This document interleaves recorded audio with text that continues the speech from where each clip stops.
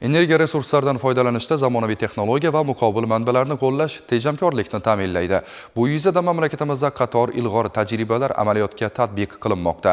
Elektr energiyasining eng ko'p sarfi iqtisodiyot tarmoqlari va korxona tashkilotlari hissasiga to'g'ri keladi.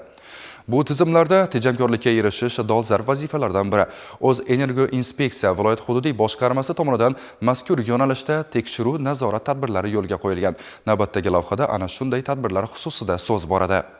Bugun jadal taraqqiy etib borayotgan zamonda iqtisodiy va ijtimoiy sohalar hamda kundalik turmushimizni energiya resurslariz tasavvur qilish qiyin. Ularni tejash esa hamisha dolzarb masala bo'lgan. Masalan, mamlakatimizda ko'chalarni yoritish uchun yiliga 200 million kilovat elektr energiyasi sarflanadi. Quyosh panelli chiroqlar o'rnatilsa, iste'mol sarfi 2 barobarga tejaladi. Bunday samaradorlik bugunga kelib barcha hududlarda faol qo'llanilmoqda. Birgina Xorazm issiqlik ta'minoti mas'uliyati cheklangan jamiyatini oladigan bo'lsak, ish jarayonida energiya sarfini tejovchi texnologiyalar qo'llanilmoqda. Muqobil usulda elektr olish uchun quyosh panellari ham o'rnatilgan.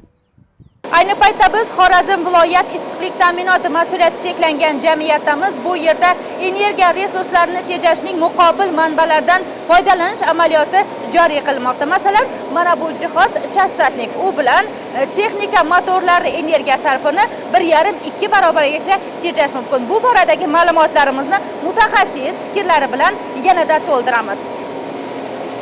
Assalomu alaykum. Mana shunday energiya tejovchi texnikalarning yana qanday qulaylik va imkoniyatlari bor? Energiya tejovchilik korxonamiz tomonidan 2025-yilda energiya auditdan o'tdik. Energiya auditi xulosalarini asoslangan holda 35 kilovatlik elektr energiyasini 15-20% ekonomiyasi asosida ishlab turib, chastotasini oladigan bo'lsak, 35 kilovat bir soatiga elektr energiya sarflaydigan bo'lsak, hozir shu ko'rinishda 20% ga kamayib turibdi. Deyarli o'rta hisobdan 7-7,5 kilovat elektr energiyani tejamoqda soatini. Shu o'rinda ma'lumot O'zenergoinspeksiya viloyat hududiy boshqarmasi tomonidan O'zbekiston Respublikasining energiya tejash, undan oqilona foydalanish va energiya samaradorligini oshirish to'g'risidagi qonuniga muvofiq 2025-yil davomida 20 ga yaqin yirik iste'molchi tarmoqlarda energiya auditi o'tkazilgan.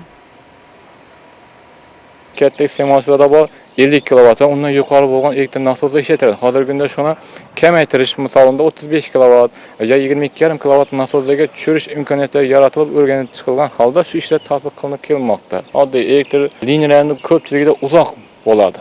Imkon boricha shuni ishlab chiqarish obyektini yaqinroq joyga qurish, nasoslarni energiya tejamkorni, masalan, oldin 10 ta nasos bo'lsa, hozir ishlab chiqarish imkoniyatidan kelib chiqib, dastgohlar ham yangilanib turibdi.